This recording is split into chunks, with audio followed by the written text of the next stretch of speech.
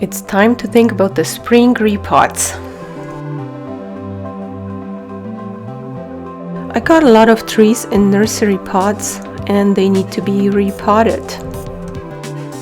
I'm gonna make black pot and most likely leave it unglazed. I started with about 5 to 6 pounds of clay and centered it on pottery wheel. The hand position I use for centering is called a rooftop.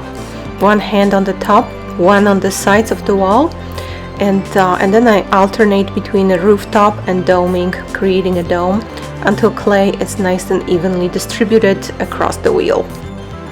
I then used a rib and some sponges to compress the clay to prevent cracking on the bottom, and then started to pull the walls up by creating a ridge on the outside and gently guiding the clay upwards, making sure to bring the walls inwards after each pull and compressing the rim. I did about 3 or 4 pulls, ribbing in between the pulls to remove any wrinkles and extra slip. Make a small groove with the metal tool, and then the next day when the clay is leather hard, center it back on the wheel using the pin tool to determine the best position, and once it's in the position, use some clay around to keep it in place so it doesn't move when I am trimming. I removed a little bit with the trimming tool to make it all even, and then I actually used a rib to smooth it out. The feet will be added on later. To make the feet, I first rolled a coil of clay and then flattened it slightly with a small roller. And then I used the rib to make it nice and smooth. And I used a store-bought stamp to create a pattern for the feet. After stamping it 4 times for the feet, I used the ruler to make a straight edge and then divided it into 4 based on the design of the stamp, sort of eyeballing it at that time. When making feet, I usually make something different every time, so it's an experiment and trial process. So I measure them and then cut them into the size I think will fit, and then try them on the pot to see how the height looks like before I decide on the actual height. So here's how they look like after the first cut, and I felt it was way too tall, and the feet would look not proportional. I wanted the feet to be just a very small, elegant accent on the pot, barely visible, so I cut them into smaller chunks, and I like that look actually. You have a little bit of a stamp, and the stamp contrasts nicely with the small surface of the pot. I measured around each foot to make sure that I know where to score and slip before processing with attaching the feet. It's a long process.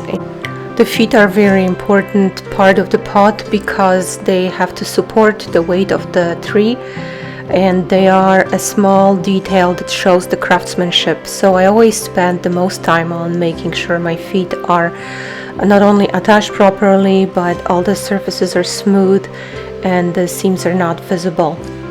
So I use a variety of tools to achieve that and take my time with it.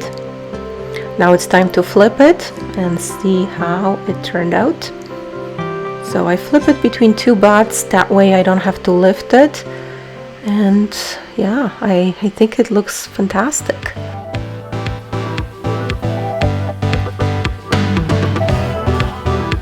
Last, after it's finished, I will cut out the hole in the middle and some tie-dye holes on where the feet are to make sure there is enough drainage, and then that I can also secure the tree properly into the pot. Here is the dry pot before the bisque filing.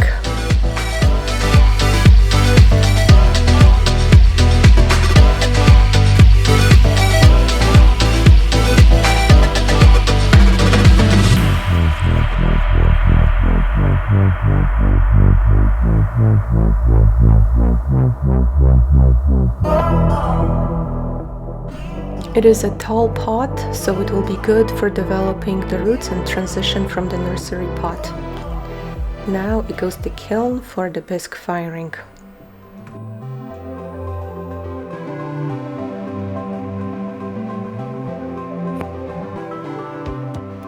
After bisque firing, I am adding iron oxide wash onto the stamped feet to bring out some of the texture. And the line on the top of the rim.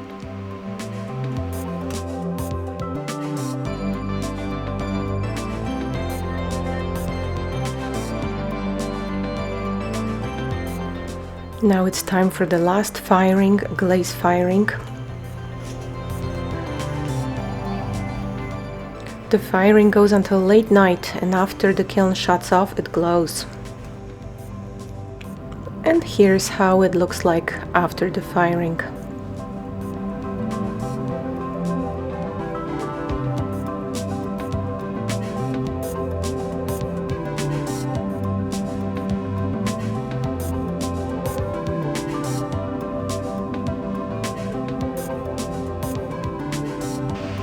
Same design as with black clay, but this one is in speckled. And also a transition pot, lots of room for the roots to develop. Here's the speckled pot after the glaze firing.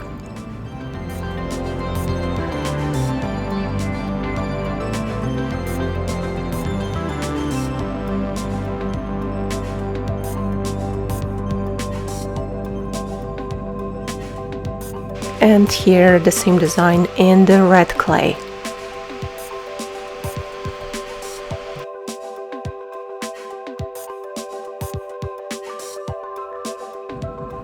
And after the glaze firing.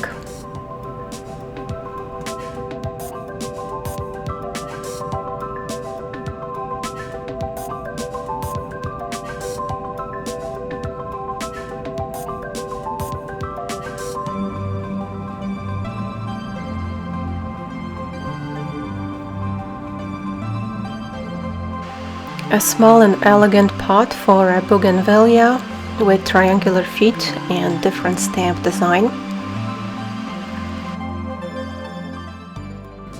After the glaze firing, a little blue pot.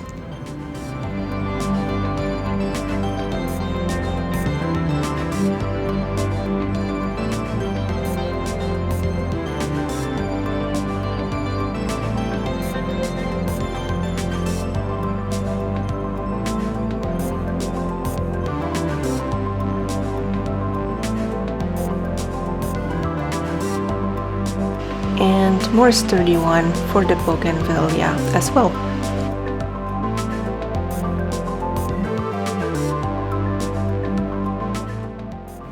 And here it is after the glaze firing.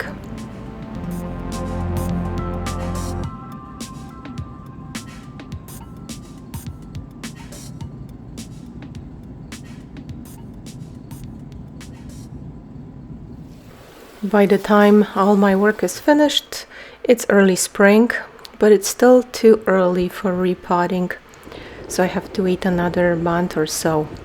Thank you so much for watching. See you in the next video.